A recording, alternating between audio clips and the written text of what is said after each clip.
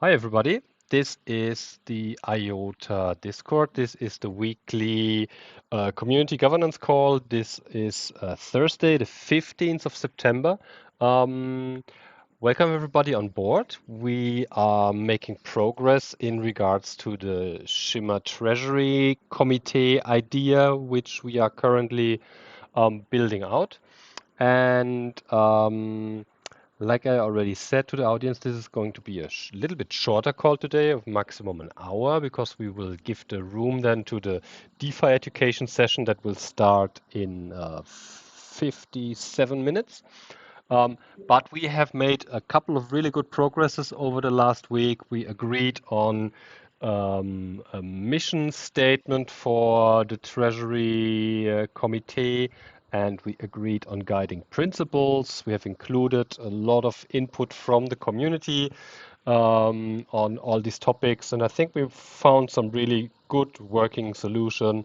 And last meeting, we have been talking about um, a possible selection process for committee members in this thing. And we kind of agreed on to, okay, sketch out some basic ideas how this could work. We've already talked in the last call about some ideas how it potentially would be best to do something like this.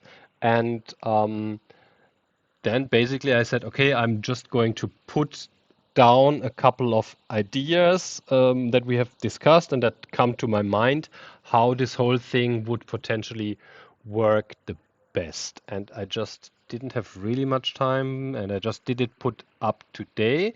So maybe I will just move over into this document. Let me see there. The document is shared in the Shimmer Treasury channel for those of you that want to look, but I can also share it here maybe in the, yeah, I just share it here in the chat.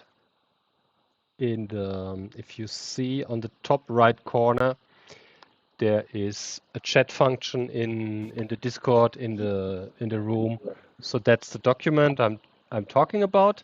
That's basically an idea how a grant selection process could work. So one important thing I think is that once we would reach out to for people to nominate themselves, um, we would of course need to make the whole thing very public, and the whole plan and the whole committee proposal should basically be in a good state that it is so that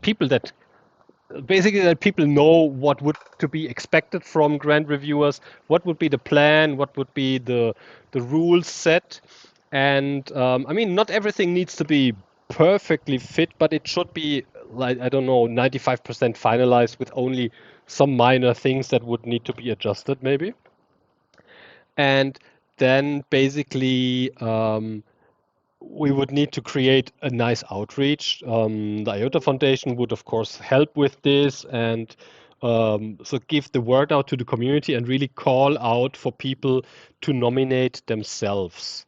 Um, I did put up a couple of tasks that currently I'm not 100% sure that I got everything. But then I think we should tell people what would be expected from them if they would be selected for such a role. And so currently I see the tasks for the grant reviewers in spending a maximum of 10 hours per week reviewing and validating incoming grant applications, make decision on fund distributions based on either they can do it for small tier things independently or in a group decision with other members of the committee for larger budget decisions. Um, they need to have the time and be able to participate in the community meetings where the grant committee basically introduces and talks about the grants that they are working currently on with the community, so the community can basically have a little bit an overview of what is going on internally. A task would be, could be, or should be to do follow-ups like milestones, evaluation. We also talked about having for bigger tiers this that there is a grant a person from the grant committee um, really allocated to this team that regularly, maybe every 2 weeks or every 4 weeks, checks up with the team. So also this would be then fall into the tasks for a grant reviewer. And also, I think it's important that, I mean, this is still something that then would need to be decided in a vote or from the committee. But in the proposal, basically, we would propose to give not 50, it should be 50K. Oh no, 50. So $50 per hour as a compensation for. Just 50K per hour would be a lot. I was just like, oh, yeah. Yes, that would be great. Would be nice if we could pay such salaries from our treasury, but then nope. Uh, so for maximum 10 hours a week, $50 per hour for the service, and this would be depending on the legal setup in the end.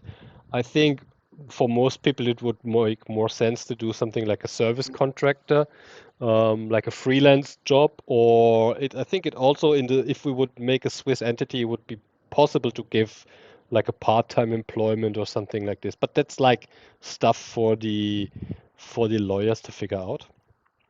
And tasks for the program lead, that would be one person envisioned, organize the whole workflow of the committee. Yeah, so basically a little bit also deciding who does what, who will work on which grant, so that it makes sense.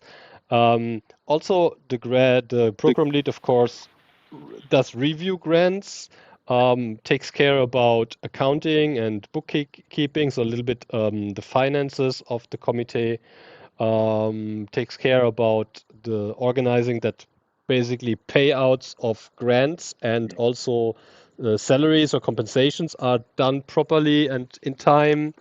Um, issues reports to the community. I think we have to figure out if this would be something monthly or quarterly or something like that. Um, yeah, lead the grant committee meetings, coordinate with the EDF Swiss entity. So about things like, okay, has this team already applied for a grant with the other grant giving committee, so that we don't do double allocations of fundings and stuff like that.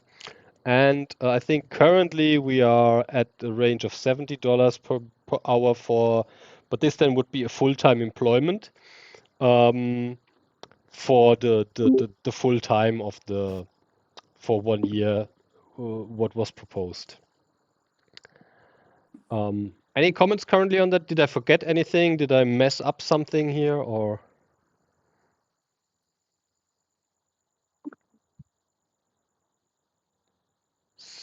Okay. Sounds we are first of all okay with this. Last week we talked about this, and I think it was a great suggestion. I think from Rob or from Greg, to have maybe a little bit a wish list of skill sets. Yeah, this it can only be a wish list. Yeah, it depends really on what candidates apply, but it's just very reasonable to have minimum one experienced developer sitting in such a committee. Um, Great would be a full stack dev that can really has experience and knowledge about back end and front end things, and smart contracts experience would of course also be very valuable in something like this. Yeah, so that would be highly desired to find a person that can take care about the more code related questions and proposals. Somebody with project management experience. The longer the better, and the more diverse in different companies and projects, the better, because it's a lot of tasks to be able to figure out is what when a team approaches the committee and has a proposal and says, hey, we're going to build the killer app, we just need 4 weeks and 5K for that. um, uh, Somebody with project management skills should be able to reason about that and figure out that this is potentially nonsense what they are proposing. Uh,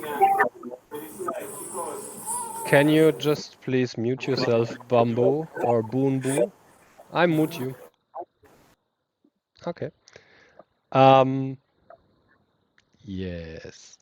What else we talked about? Somebody with a financial background, and I just added this stuff because I think this would be very, very great if somebody would come along that has already worked for venture capital or for an incubator or something like this. I mean, we never know. I figured out we have very skilled and very experienced and professional people in our community. So if there is somebody that has experience in this field and has potentially worked a couple of years in a VC or in a finance or in a fund or something like this, um, would be pretty cool if people could offer some time to the community and their experience. Of course, also if somebody has already worked in other grant giving entities and grant programs and other blockchains, in whatever kind of things like this, great stuff. And we also said it would be cool and we would be definitely open for outsiders, yeah, for people. Not everything needs to come out of the IOTA community. I mean, it's nice, but we could really try to reach out also into some other ecosystems and find talent in Web3 that would be able and willing to put a couple of hours per week in such tasks. Yeah, I mean, then it's a bit of depends on if the salary is competitive to what other projects pay and stuff like this. But why not? I mean, I wouldn't exclude things here. Yeah, if somebody, like I said last week, if somebody from Bankless Consulting or from in the Bankless DAO sees a great opportunity here and has great skills, bam, take it. If the community agrees to take them in, cool thing. Yeah, so this would be just like a basic set of requirements so that people that want to propose themselves have a little bit an idea of what maybe would be favored. But this really, the wish list especially, should only be, in my opinion, an, a nice to have thing, but it's not a hard requirement. If we don't find somebody that has experience in a VC or something like that, we will also get along without that. Yeah. Okay, general thoughts about the nomination process. We already said last week that we would need to make a real noise in the community, make a big outreach campaign, and so really make it known to that everybody that the community is looking and searching for their best fitting members and also outreach into other ecosystems potentially to look for people that can fulfill such tasks.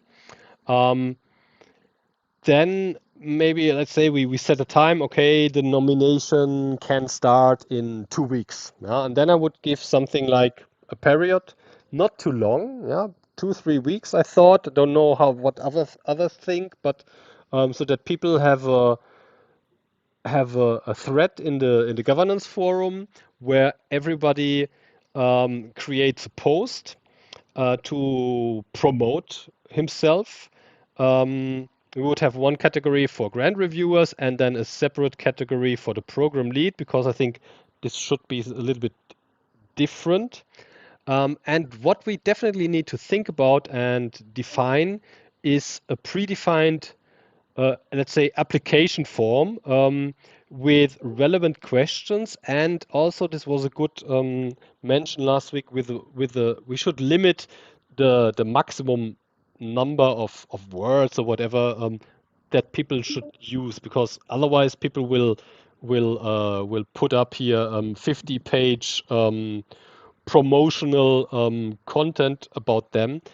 So I think we should altogether think about questions that we would like to ask people that want to fill up such a position that will make sense, that will basically extract the most information for the community so that they basically see in a not too long application if this person has the skill set, the experience, the integrity, whatever we think is valuable.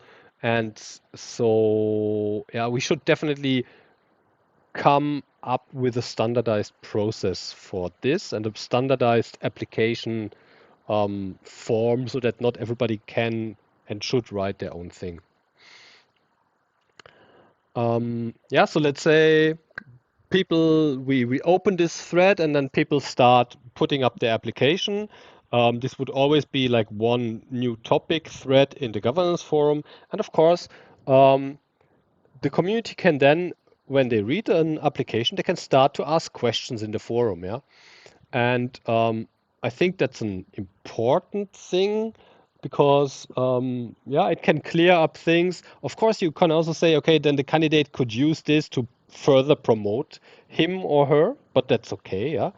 Um, the more information the community can extract out of this, the better. Because then can also, if there is things that are unclear, the community can just ask, okay, please clarify this point. Where is this experience coming from? Do you have references or things like this? So this should hopefully get for some candidates into a nice discussion with the community. Of course, the community can signal their support by liking the post or not liking the post of a candidate. Um, and then after this period, I don't know, we really have to think about how long, 2, 3, 4 weeks.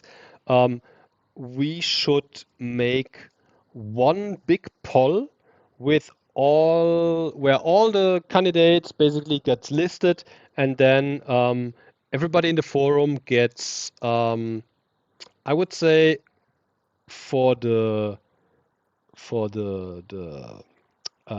grant reviewer position, let's say we get 30 or 40 applications, and then we make like a multiple choice vote where you can maximum give a vote for maximum 5 people. Yeah, and then in the end, if the forum users all do this, in the end we will have a nice list of people that got 250 and others just got 25 votes, and like this we could figure out something like a top 10 or something like that.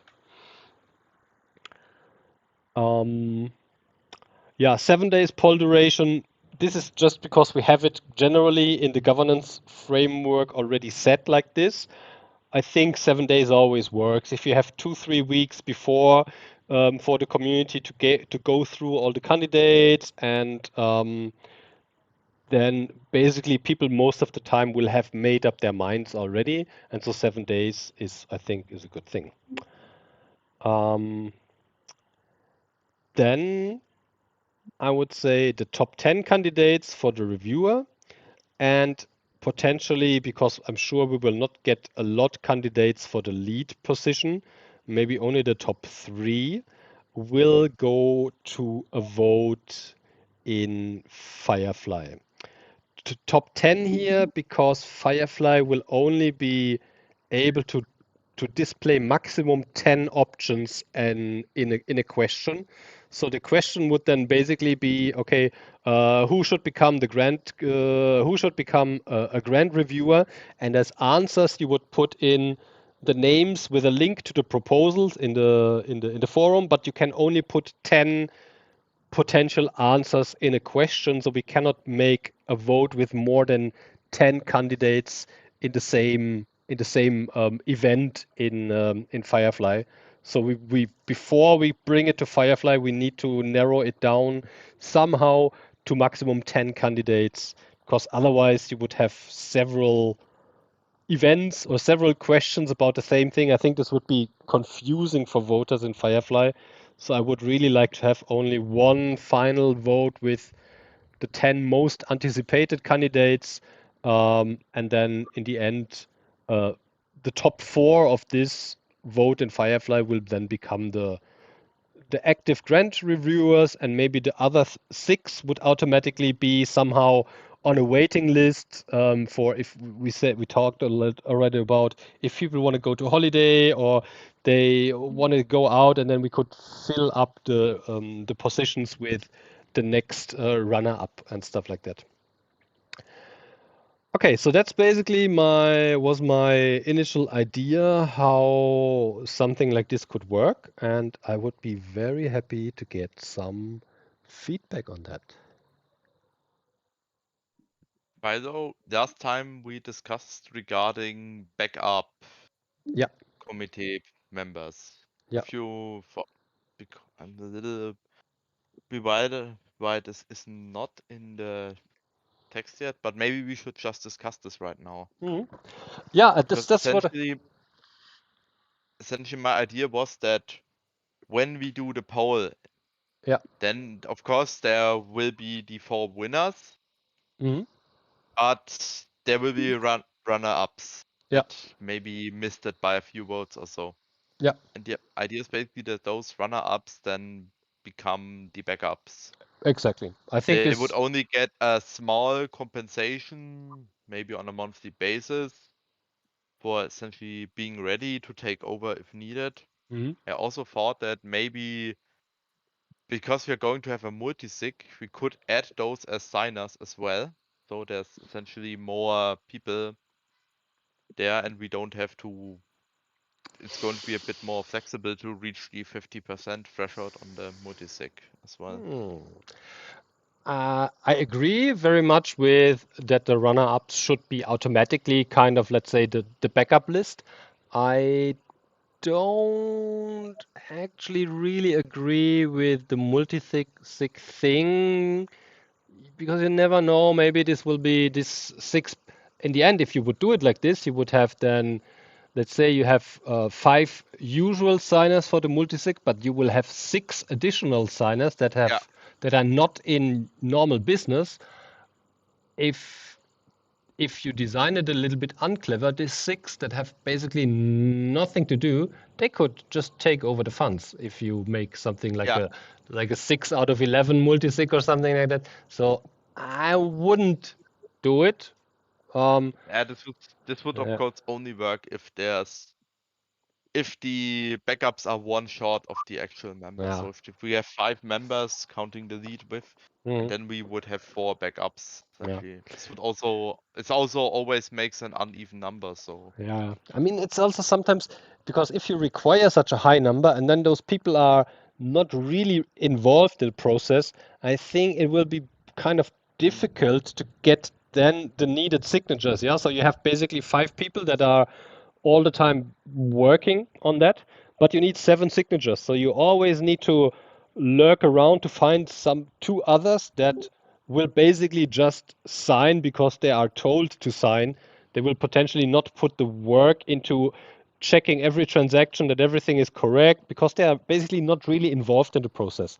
So I think the multisig yeah, should just be operated by those that really operate the committee thing. yeah. Yeah. Yeah. So it would be a 3 out of 5 probably then. Yeah, yeah, 3 or 4 out of 5 or Because something like this. Yeah, yeah, because I actually think that 4 out of 5 is kinda a bit risky it's a bit because risky. then Yeah, one guy goes away and the other, fuck, my ledger went yeah, up in flames, yeah.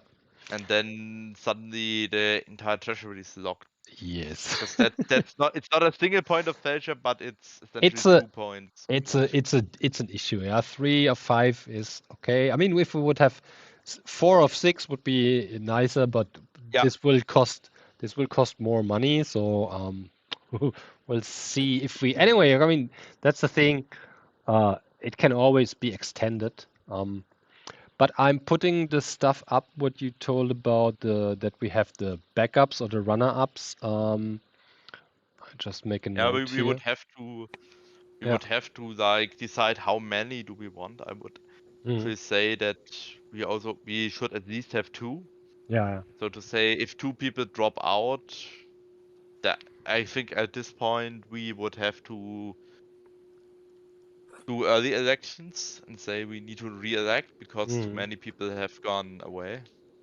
Or maybe we just say we take one and Well, I then like I like the idea of having backups, and then so if someone drops out, someone and I mean I would assume yeah, that we'll have enough to fill the spots for one. I don't think there'll be any lack of uh, people putting themselves up, nominating themselves.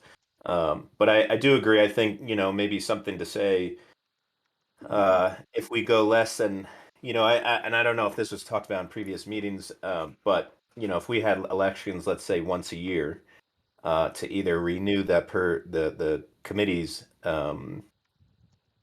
candidacy, um, if we went below two, or like you said, two backups, if we didn't have two backups, then yeah, then we could, or we could even do a voice, not for people to nominate themselves as backups, and then of course they would be able to uh, be in the elections come the year. But I especially in the beginning, when really our running costs need to be as efficient as possible, paying backups seems like maybe not necessarily for the first year or two, unless the Mm. treasury starts getting really substantial. Then it would be good to have backups that, spend 2 hours a week just to stay up with, the ongoings of the committee, or just maybe Yeah, participate in the weekly meeting. But in the first year, until we're probably going to be lean. So, I Hi. think with four yeah, reviewers in the lead, that's probably enough, the yeah. first Maybe 6 to 12 I I months. th- I thought maybe to have a single backup. Yeah. Mhm. Say if somebody loses, I spoke if to because Corey. if Yeah, like and he told me, if "What's some going on? Tell me," because there are maybe disagreement between us, but nobody ever told you that you will be kicked out by. Michele, I think Um, you are. I'm.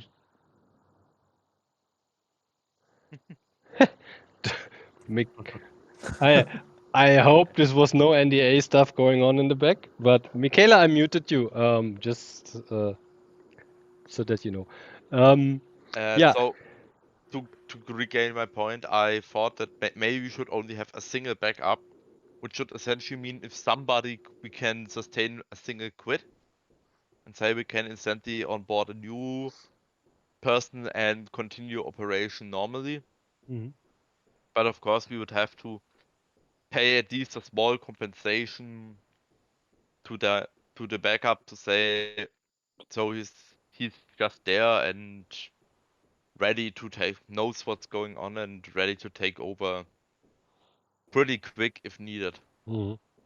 I mean, and when we've had four reviewers, that's a pretty good number to say if someone backed out or couldn't participate for a week or two, the other three can pick up that slack, and probably most likely in the first year as well. And then as it scales, if it seems that reviewers need more participation, then either A, we could add additional reviewers, or B, give those reviewers more time on a weekly basis. But I think a lot of that will be, once we get up and running, to see how in demand, how many proposals are coming in, and how much there is even to fund. I mean, there may only really be able to amount of money to fund, 10 to 15 proposals in year one. Well, then it's not going to be that much demand on the committee teams, right? But if it Yeah, grows, if the treasury grows, and then they can give out 50, 60 proposals, bigger proposals, then, at the same sense, it's almost like correlated. If there's more funding to give proposals, then there's more funding for running costs. So it's kind of intertwined with each other, which seems to be Mhm. kind of nice. Yeah. I think also it will because if you really think about, like you said, if there would be just a week where somebody's on holiday or 2 weeks, um, it would potentially be much easier for the remaining committee members to take a little bit more load than bringing somebody in, because you basically, it will take time. It's not something that you hop in and you can directly do everything. Everybody there will need to gain experience, and after a couple of months, the team or that is running the committee will have quite some experience, and will do things very effective in comparing to somebody that is just like, okay, the first time in the job after a couple of months, just like looking or lurking. So it might sometimes not make much sense for just 2 weeks bringing somebody in let's say taking care, holding a little bit hands, or just either slow down the reviewing for these 2 weeks or just for the others take over. It would just be really something. If somebody wants to continuously drop out, then the next in the lines would really need to be asked, okay, are you still available to fill this job? You have been the runner-up in the community vote. We will be short of a member for a longer time or for forever, so you could fill up this position. Because otherwise, like hopping in for a week, it's like I don't know if it's going to be a really effective process Yeah. to do it like It's that. another aspect. I think it might not be necessarily visible now, but of course, there'll be a process to this, right? I mean, if we look at other DAO fundings, there's you accept the proposals and then you log the proposals somewhere. A lot of them seem like they're using Notion. A lot of them seem like they're using Discourse. So there's going to be, moderation, proposal logging. So just simply learning those processes and learning at kind of what dates and times and what are the deadlines to have all these in so that the committee can kind of do their weekly check-in and votes. I mean, it's almost like just like a business. If you take an employee on, you actually have to train them for a first week or two, and then it takes them 2 weeks to get into it. So you're really looking at like a month to really be efficient, I guess you could say. So you have to take that into consideration of do we want to bring someone in for 2 weeks if it takes them 2 weeks just to get them trained up to then they're back doing nothing, right? So again, that would probably be the first priority is, hey, uh, whatever, reviewer four is getting married, going to be offline for 2 weeks. Can he put his hours out there? Would any other reviewer or reviewers like to pick up their hours and kind of pick up their slack? If yes, great.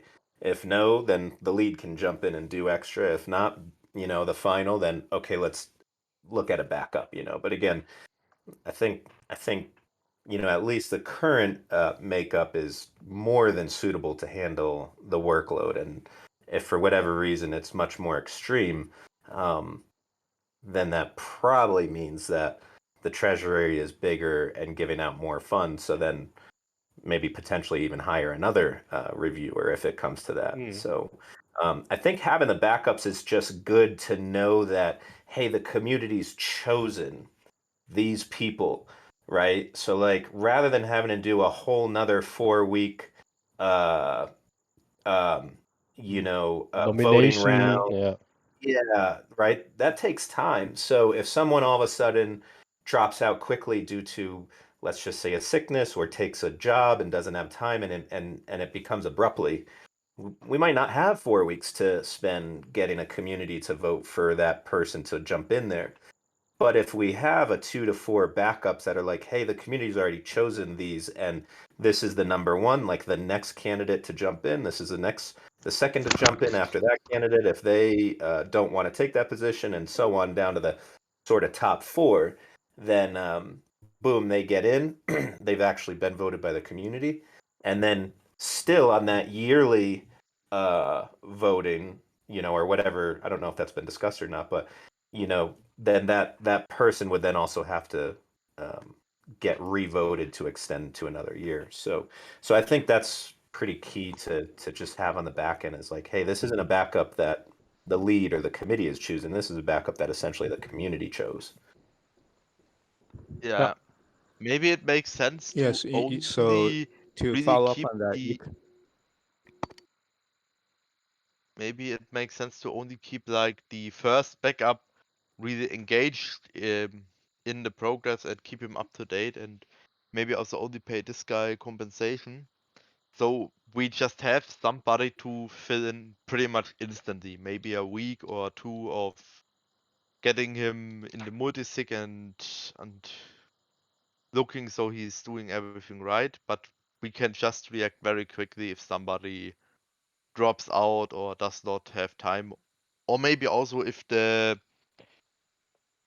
treasury is completely overrun and we need somebody to help out. In this case, the community the leaders could decide and the committee could decide that maybe they bring the backup on board for a while. Of course, the backup would have to be Right. compensated a little at least, but only the W- first Would one. The other ones are basically just right. So what they're would just on the list, and if the backup was being called in, the next guy below him would start getting updated and receiving compensation. it's just like having the backup as a retainer, right? So like whoever the runner-ups are, then you have them as retainers. So like they can go to the meetings, and then you just pay them for maybe attending the meetings and keeping up to date with what the committee is doing or how it's changing. And then if they're needed, you bring them up. But you just, like you're paying them like part-time or, not that much to just see who's interested to go to the meetings and still get paid for that. Yeah, the idea was basically to only do this to the first person on the backup list, the most up. So if, as Philo wrote down, we have candidates 5 to 10 on the backup list, then only candidate number 5 would be regularly updated and compensated for that. I don't know how Right. exactly those meetings are planned. I would personally like open meetings a lot more. I mean, we could use stages there. People can join in and listen and raise their hand if they want to speak up. So it's not no disturbance by people having their mics open also. But I guess there would also be But internal meetings that are not public. right. So like if there's administrative meetings to back up, the runner-ups can go there and get, paid for attending those meetings. And then if the runner-ups they stop going to those meetings, then it basically means that they're not interested anymore. So you could have like a rotating group of backups who Mm. are keeping up to date with what's going on. I think it's an interesting idea. We have to maybe really this depends on how busy this whole thing gets. Yeah, I mean if in the beginning there's even the four are not really used, then Yeah. yeah, that I think that would be something I would put up definitely as an option. We also should then think about if and how such a compensation for at least, like you said, the one that is was and also needs to be willing to be on such an hop in, hop out position could look like. Um, and I would put this a little bit then in the responsibility of the committee or of the committee lead to really observe the team, let's say it like this, and see, okay, are they running on 98% all the time? Does it make sense to really get somebody warmed up and be ready to take over 5 to 8 hours a week or something like this? Um, Maybe we should even have such an option in the budget.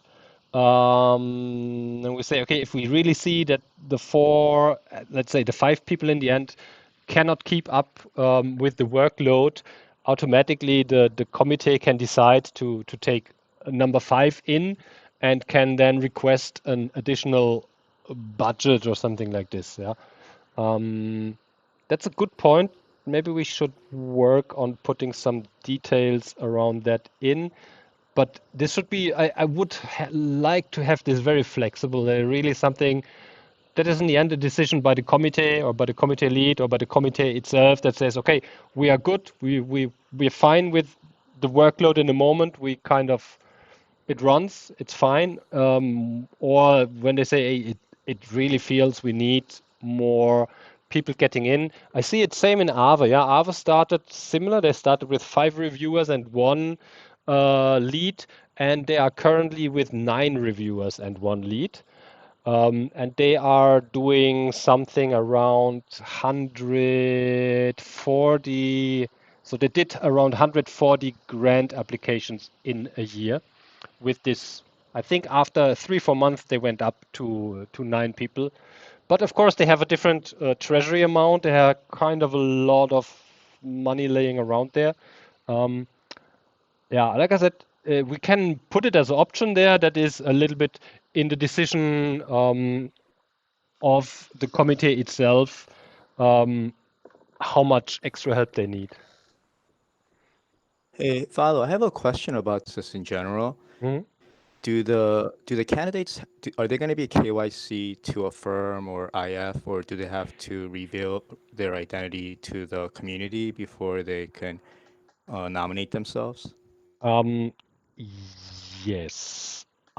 So definitely, let's say if we do the Swiss entity, the Swiss GmbH, and then there will be a contract. Yeah, and so minimum, what I would say that they, of course, to sign a contract, you have to make a KYC process. You have to reveal your identity and to make sure that you are, yeah, so that they need to be fully doxed with the Swiss entity, Swiss GmbH or whatever. I have to think. I personally would like that they also reveal their identity to the community. It's kind of a, otherwise it would be a trust issue always. Um, so completely anonymous handling such an amount of funds is not something that I think is a good thing. Yeah. Yeah, I agree with you. I think like if they're going to be handling funds like that for contractually for like a year, then it's probably a good idea, right? Yeah. I mean, in general, for any contract, for any employment or whatever, it would need to be done anyway. Flu, I'm muting you. Um, so yeah, the question would be, do they need basically to reveal their home address and everything to the community? Maybe not. Um, because there might be, I mean, there might be also if projects get, there might be some bad blood coming up and things like this. So yeah, but still kind of the names and it's a, yeah. I personally would say yes. If you're doing this, you should be okay with revealing who you are, yeah, for the community. So these kind of guidelines, do you see the community voting on it, or like, are you going to put this in the proposal Yeah, to I, be I would I voted would on put in a this general sense? I would put this in the proposal, definitely. Yeah. That it's You clear know, that it's otherwise it will always be a point of discussions around this. okay, Yeah, so I following this train of thought, there's most of the people who are pretty active in the community also have projects, you know, in the ecosystem that they're working on, Mhm. right? So how do you see those roles being, you know, like making sure that they're not in conflict and stuff? Do you have any ideas about that? Yeah, they have to. I think we have it already in the specification that it's even a one. Yeah, we have it in the guiding principles. Yeah, so we have guiding principle here. A proposal that creates any conflict of interest with members of the proposing team or committee members must be reported to the committee lead. Committee members with conflicts of interest are not allowed to process, comment, or vote on a proposal. And in placing this, I think already in the in the process of this of well in the election process, basically one of the questions would should be, um, are you actively involved or working or part of any project, any team, um, wherever? Yeah. So basically, are you a part of MakerDAO core team, core developer, or whatever, and want to become a committee member, or are you just a random community member without any relations to or any paid relations to a team? Yeah. So if you have a paid role in any DAO, in any team, in any app development, in whatever, you should reveal this in your application already. So that the community knows, okay, this person is, let's say, part of Lendexe team. Yeah, they work for Lendexe, they get a salary by Lendexe, or whatever kind of other compensation, and this needs to be clear before people decide if they vote people into the committee. I mean, I So don't think this has to be wait, so if you compensation, have but it could also be, if they're on the board, if they're on a board, or they have equity Yeah. holdings. But there's certainly a term to say, do you have a relationship with any other projects that could possibly cause a conflict of interest while reviewing? And that's not to say that that's an issue. It's just to say, okay, this person, has an equity share in a DeFi platform, so they just won't vote on or participate in DeFi review projects. But that certainly doesn't negate anyone from becoming a reviewer or anything. Yeah. It just needs So something needs to be it just knowledge. so just to be clear on that, so a person who has a project in the ecosystem, whether they plan to apply for a grant or not, should should make that clear that they have a project, even if they're not planning to apply for a grant. Yes. Yeah, if you want to be a reviewer, because then in the end you are potentially reviewing the competitors of your Yeah. project. So Right. there would be a conflict of interest when you are building an NFT marketplace and have to vote if another NFT marketplace gets funding or not. So if somebody has a project and they make that transparent and then they nominate themselves, and then let's say that they win, right? They get a position, Mhm. right? So will they be allowed to submit a grant, ask for a grant, and then they just have to recluse themselves from the voting process for that grant?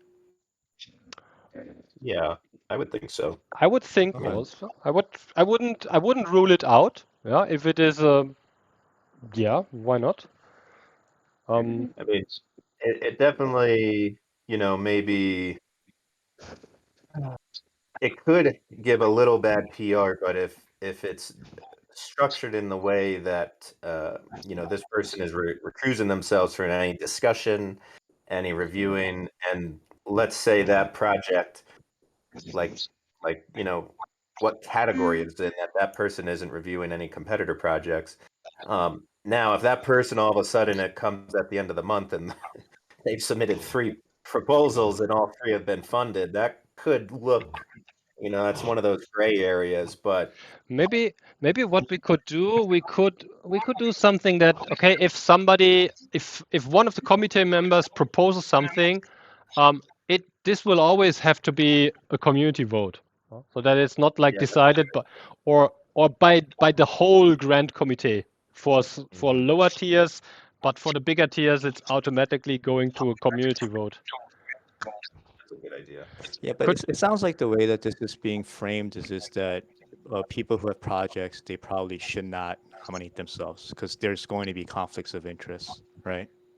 That's a tough one though, because people that are active in the ecosystem, um, the majority is going to be doing projects because they're so active. They're so, if you're a developer and you know how to write code for smart contracts in IOTA, I mean, that's such a unique niche area of the industry. Yet we want a reviewer that is a dev, right? we So, wanted people with these skills, actually, that's the right. thing. Yeah. So to say, hey, you shouldn't come to be a reviewer, like, you're taking out so many of the persons that actually have experience in the ecosystem. It's a hard one, but I think, we definitely don't want to rule out people that have experience, um, but also need to be very transparent in it and fair. And I think, you know, Yeah. uh, Philo was saying, have the whole committee, especially on like a tier 1 lower proposal. Um, Yeah, I but think it's really something, and it's also a difficult. I mean, do you count if somebody was part of a team 2 years ago, but then dropped out, but still has some stake or holds some token from the project? Then it's always kind of this thing that okay, you need to exclude this and you need to exclude that. I think if the right persons are chosen by the community, and this will very likely be persons where the community already really thinks they have high integrity and they already through this vote gained high trust in from the community. So I think these persons will also be able even to make quite educated give quite educated input on other projects that apply there. Of course, it they cannot be completely neutral. It's like not in the nature of persons to be this. So they should really not be any way responsible for projects that are in a competing field of what they are normally doing. But having this knowledge as part of the evaluation process available for the other committee members can be really of value. Yeah, if there is really somebody that has already built three different NFT marketplaces, and then like, okay, he's going out of that thing. It's like too much work, but he would like to sit in the grant committee and share his knowledge and experience for the community. I think this can be a good thing. Yeah. So I wouldn't rule this out directly. It just needs to be observed and transparent to the community what's going on there, and then I think it's not a big issue. Yeah. Yeah. One thing on this, I'm just wondering, and I'm not sure what a solution would be though. I think it's greatly articulated very well. My only suggestion would be is if it's possible to somehow, like, one of the reviewers be sort of an assistant to the lead, so that if the lead had dropped out for Yeah. whatever reason, Yeah. that when we were either voting for a new lead, that everything wouldn't stop, because it just seems there's so much responsibility being taken care of by that lead that if he was to drop out for any type of circumstances, but like the most horrible circumstances of that person, let's just say, Yeah. died, right? Yeah. Then it's like, whoa, there's so much, like you said, just even accounting and bookkeeping. Well, that person probably has the password for that, so if there's somehow like one of the reviewers can act as an assistant, and support that lead, but also kind of not only support, but just kind of see how the operations go, Yeah. and the processes, and then is in just more of a helper role, but also they're learning, especially if a reviewer would want to learn kind of more higher management activities, etc., and then could also support transitioning to a new lead if that transition ever did take happen. That's a So just great a thought. that's a great idea. Asa, I think if Asa is here, is noting this down. Um, I'll I'll put this definitely somewhere in the proposal or also here in the requirements, but because I think that's a really good and really important thing. Anyway, it's also helps to build up skills inside the team.